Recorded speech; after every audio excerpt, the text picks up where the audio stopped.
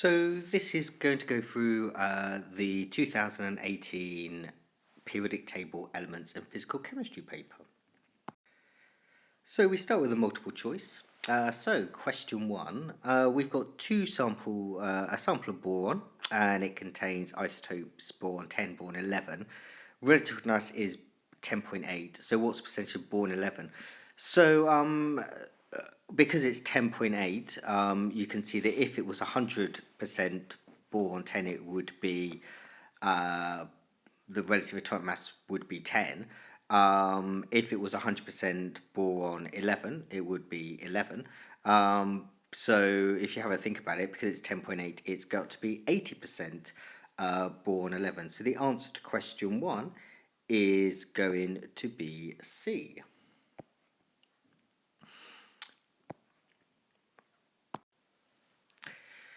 So they've told us now that the oxidation number of chlorine in this compound is -1. So what's the oxidation number of iodine and also stibine? So let's have a look. Well, iodine here, if chlorine is -1, that comes to -2. And the overall charge is +1. So iodine here must be +3. And stibine, okay, let's have a look. So this is going to give me a total of -6. So that means that must be +5.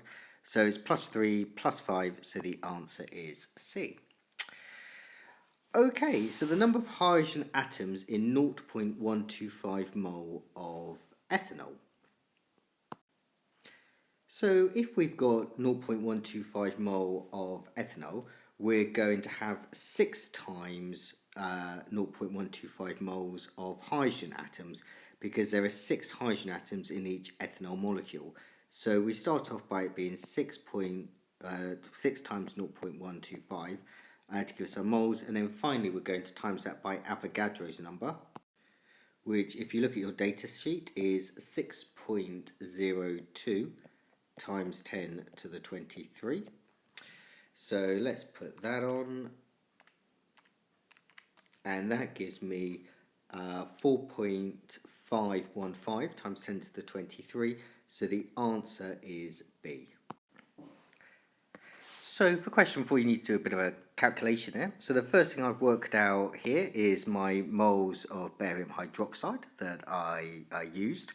Then you need to realise that for every 1 barium hydroxide you need 2 nitric acids to react with it. So you need to double that for the number of moles of nitric acid. And then finally your concentration is moles divided by volume times by 1000. And if you do that calculation, you get to answer D.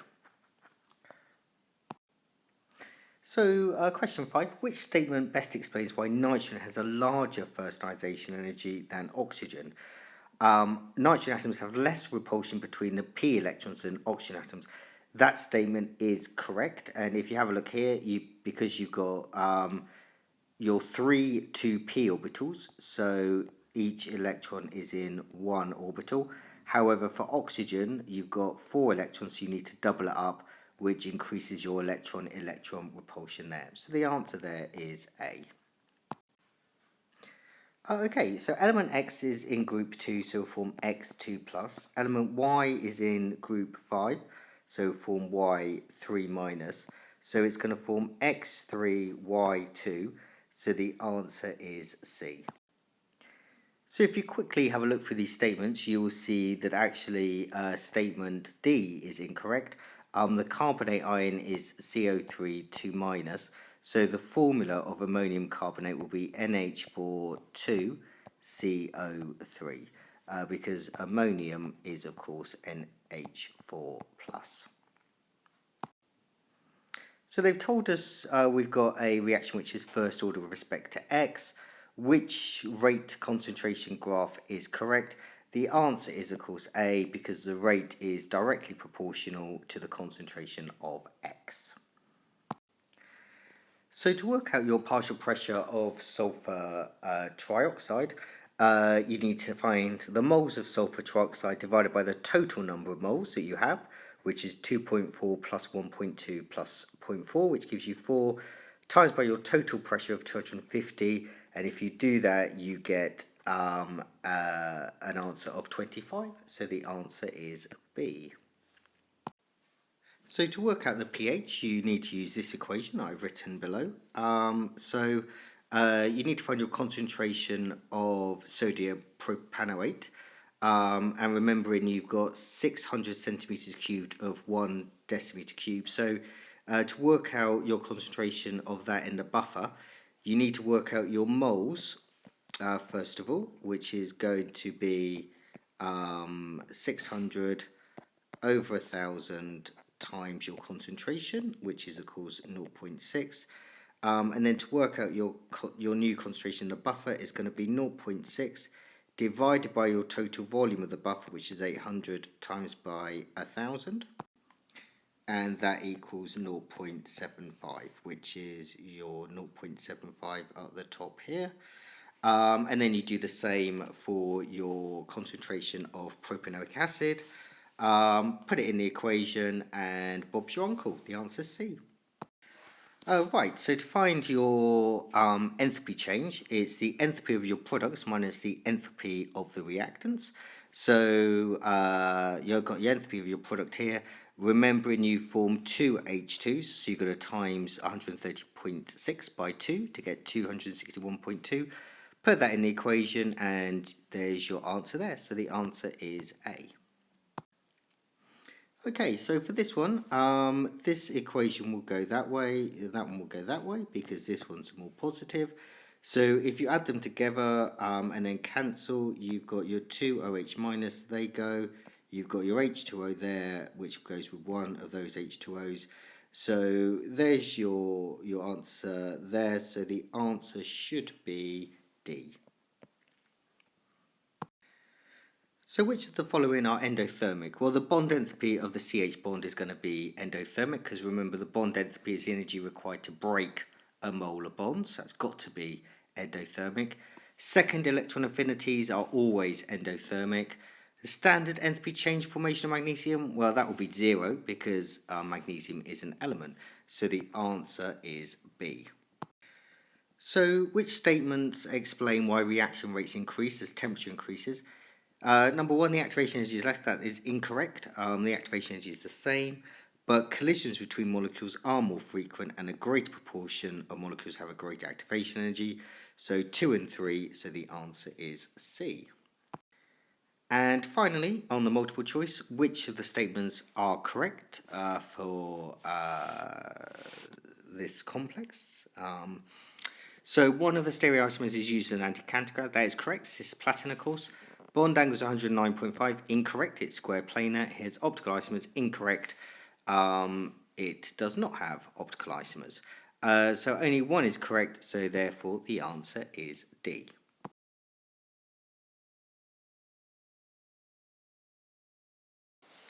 So we now move on to section B. So first of all, what's meant by the term enthalpy change of hydration? Well, it's 1 mole of gaseous ions dissolving in water. Then we've got a enthalpy change cycle there, and we need to complete the species, which I have done.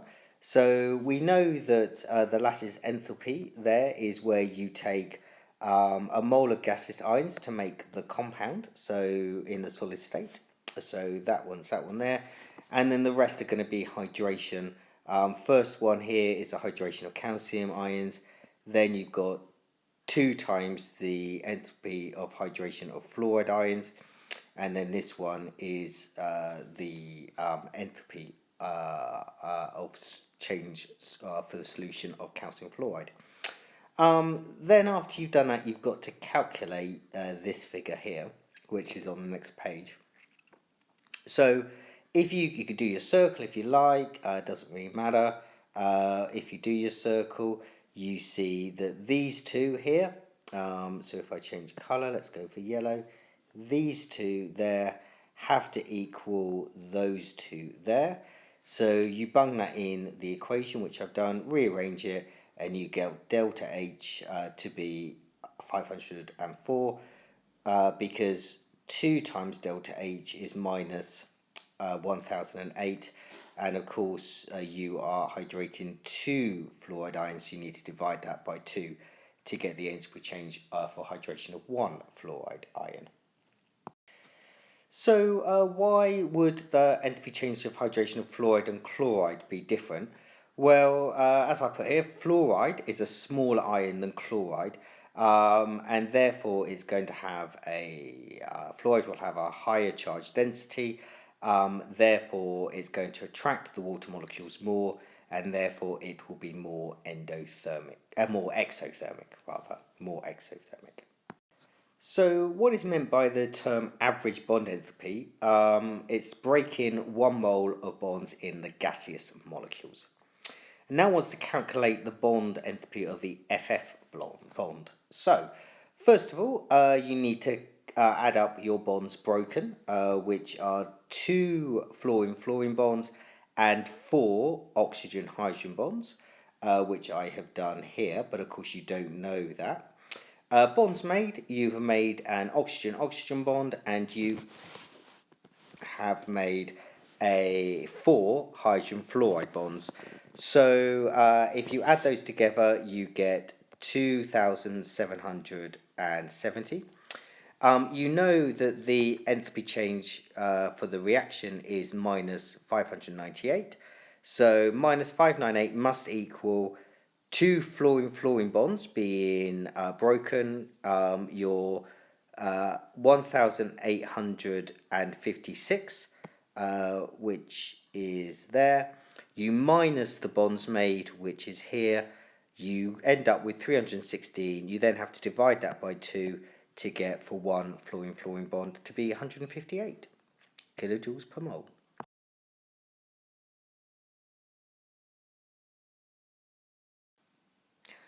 Okay, so we need to first of all determine our rate equation. I've written it here, but let's work out how I did that. So if I have a look at experiments 1 and 2, you will see I've doubled the concentration of Fe3+, the concentration of I- has stayed the same, and I have doubled the initial rate. So it is first order with respect to Fe3+.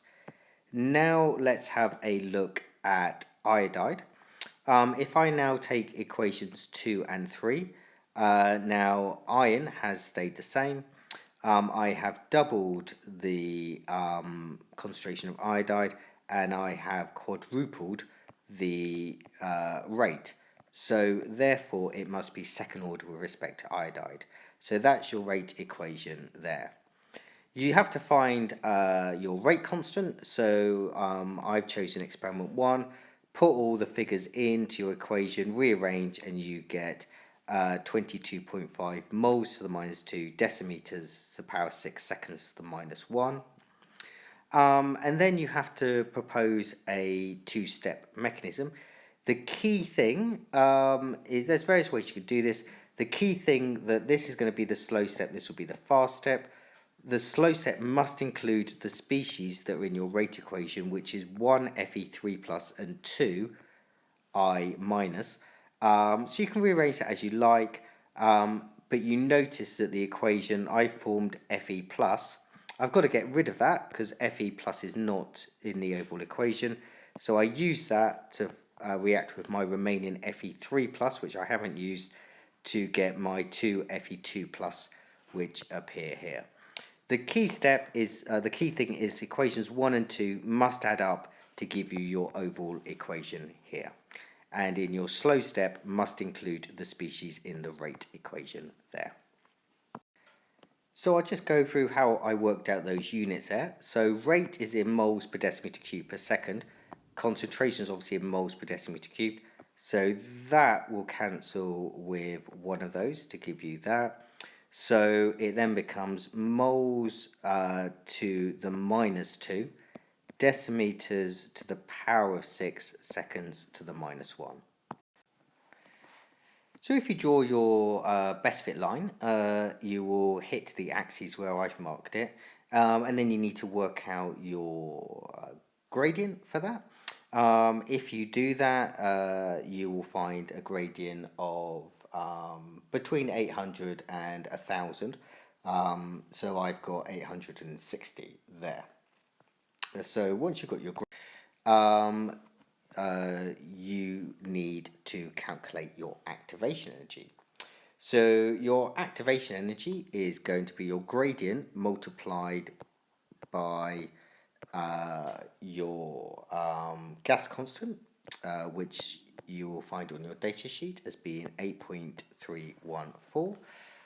So if we give that a go, 860 multiplied by 8.314, and you will get to 3 sig fig, you will get, they definitely want it to 3 sig fig. So 7150 joules per mole. So to calculate your pre-exponential factor, you look at the y-intercept. Log A we found to be 31.5. So A will equal e to the power of 31.5. So if you pop that in your calculator, you will get a pre-exponential factor of 4.79 times 10 to the power of 13. Right, okay, so moving on to equilibrium now.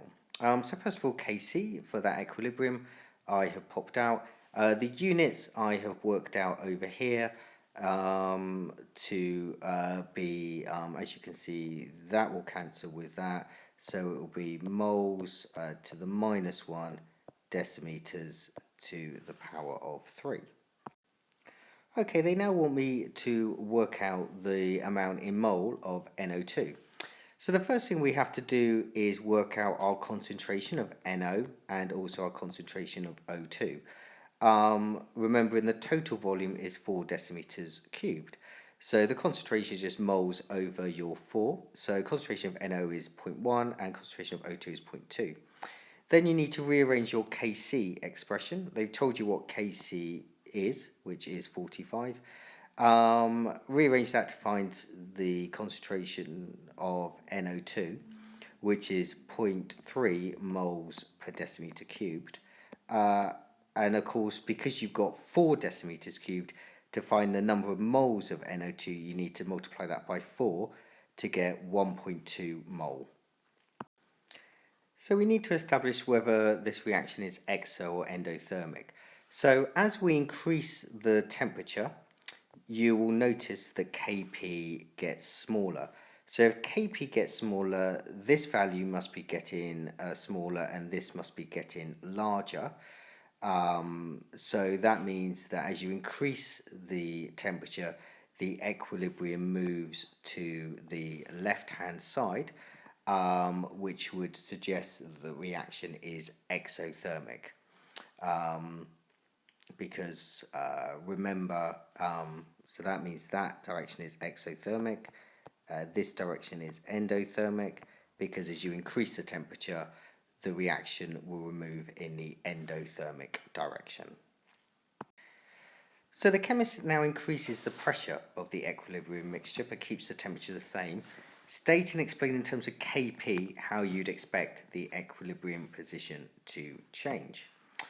Okay, so let's go back to Kp. If I increase the pressure, that will mean that the denominator will have a larger value. That will have a larger effect on this because this has got 3 pressure terms rather than the numerator, which has only got 2 pressure terms.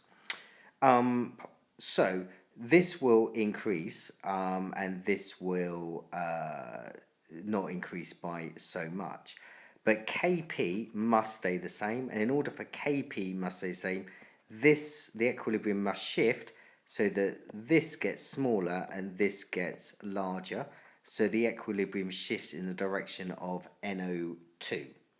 So it shifts in the forward direction to restore the Kp ratio.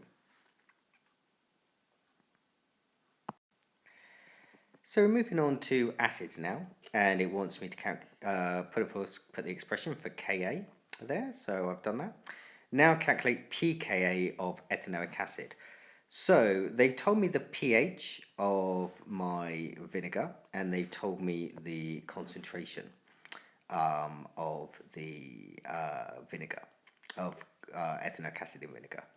So I can calculate my number of hydrogen ions by using 10 to the minus pH to give me my concentration of hydrogen ions as being 3.89 times 10 to the minus 3. Then you assume the concentration of H plus is the same as the concentration of ethanoate to give you this expression here. And you divide it by your concentration of ethanoic acid to give you your Ka value. And then define pKa, it's just minus log of Ka to give you 4.76. And now they want me to calculate the percentage dissociation of ethanoic acid in vinegar. So to do that, you do your concentration of H plus, which you have worked out up here. You know your concentration of ethanoic acid. They have told you that up here. You times it by 100 to convert it into percentage, and you get 0.447. Notice they wanted it to 3 sig fig. So now they want me to determine the percentage by mass of sodium hydroxide to 3 sig fig.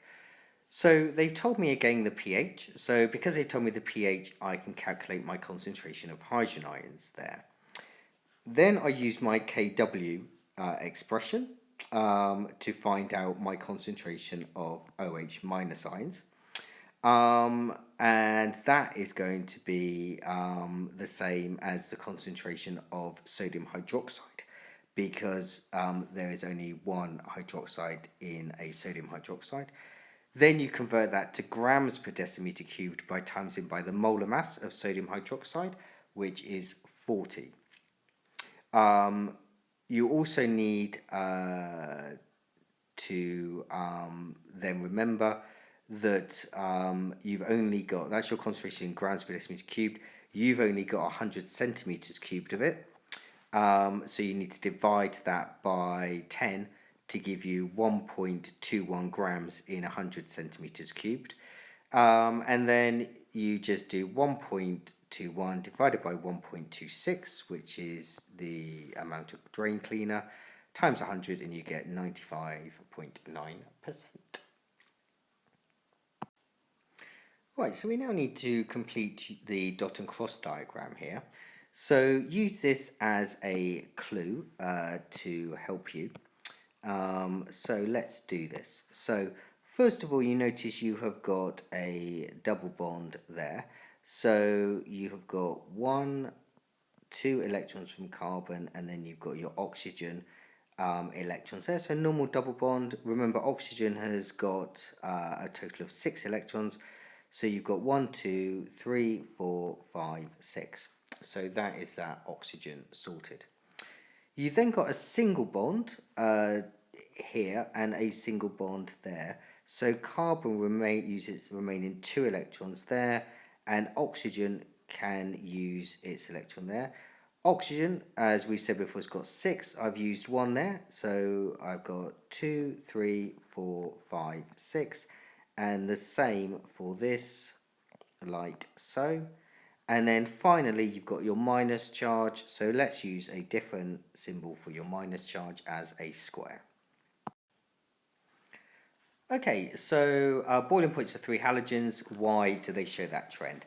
So this goes back to London forces, the number of electrons. So as you go down the group, the halogen has more electrons, which means stronger London forces, which means more energy required to break those forces. Now they want a enthalpy profile diagram, so I've drawn that below. Don't forget to put the actual reactants and products on, which I have done here and here.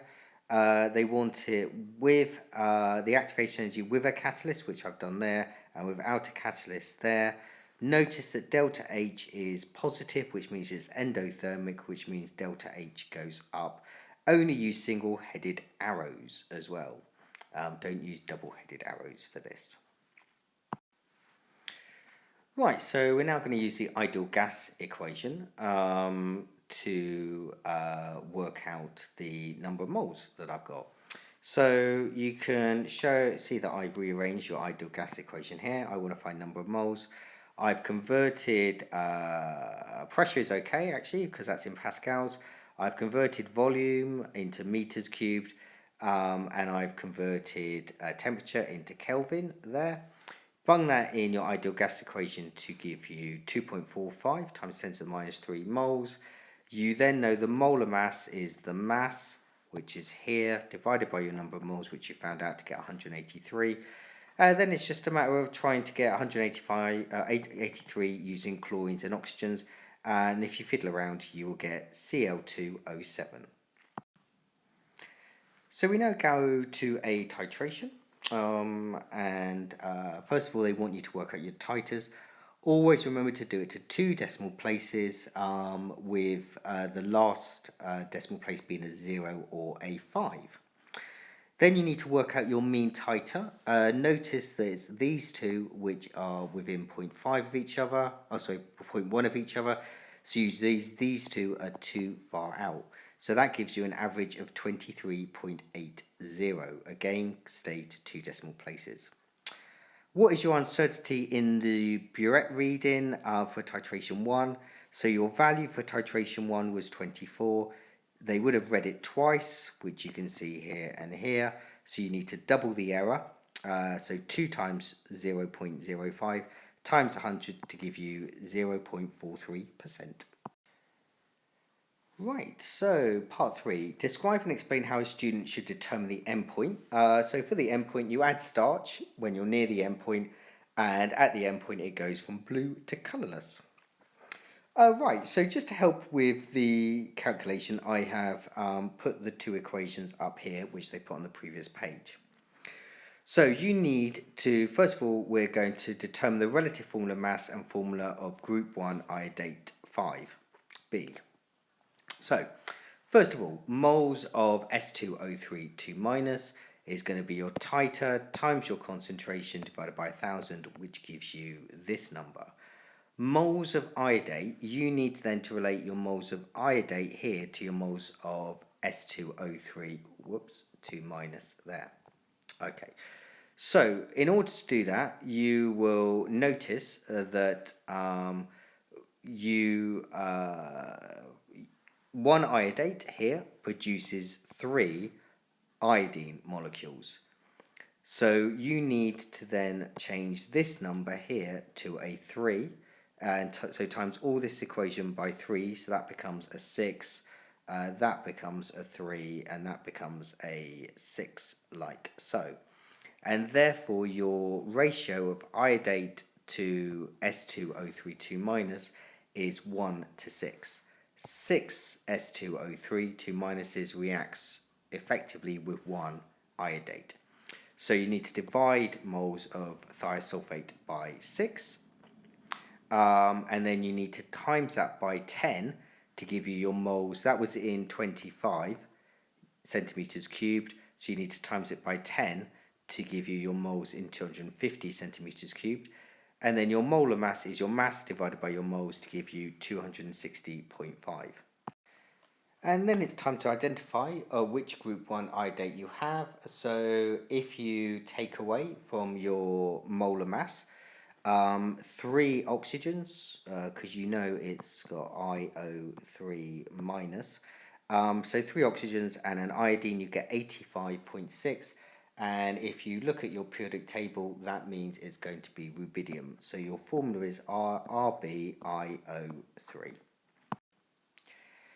So we move on to some transition metal chemistry now and some electrochemistry. So first of all, electronic configurations for nickel and nickel 2 plus should be quite straightforward. Remember, you lose the 4s before the 3d. And then standard cells for that equation. So you need to use nickel electrode here with nickel 2 plus.